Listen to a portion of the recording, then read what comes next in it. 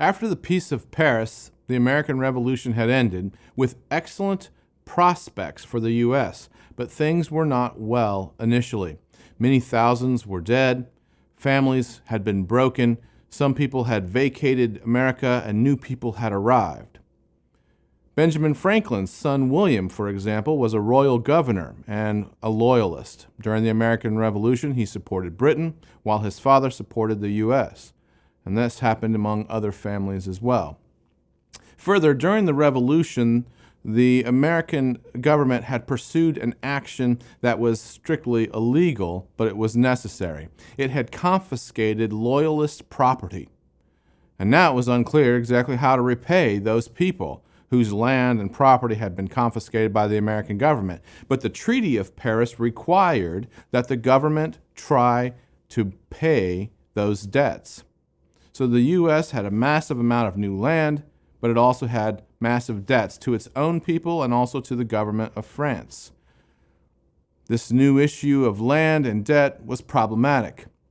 As far as the land went, most of the colonies that had been established by the government of Parliament or the king had been promised all land from the Atlantic to the Pacific.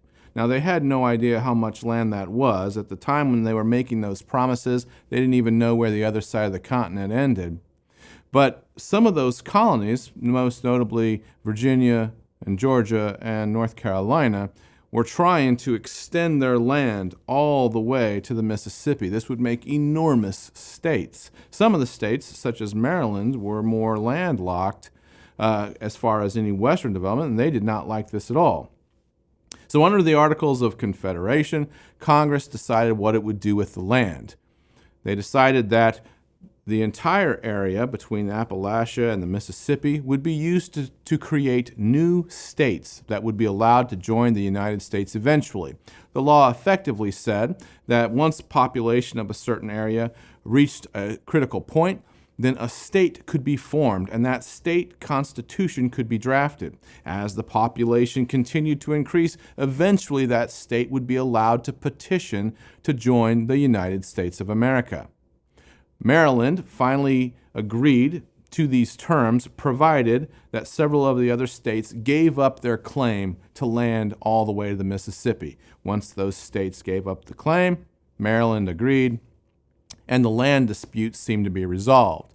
The other issue with money, though, was much harder to figure out. Congress, you'll recall, under the Articles of Confederation, could not tax, nor could it enforce its own laws.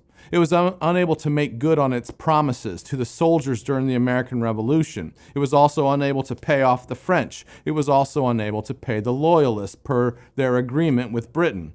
As a result, Britain decided that they didn't have to acknowledge part of their treaty either, and refused to abandon certain of the forts that were around the Great Lakes.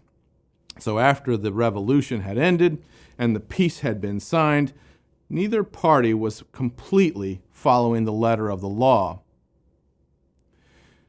The American government also could not control inflation. The continental dollar had run out of control, and the debts were no longer able to be paid with the continental dollar. And further, there were other debts that American tax collectors were trying to acquire, and all kinds of American commoners began to feel that these taxes were just a little too heavy.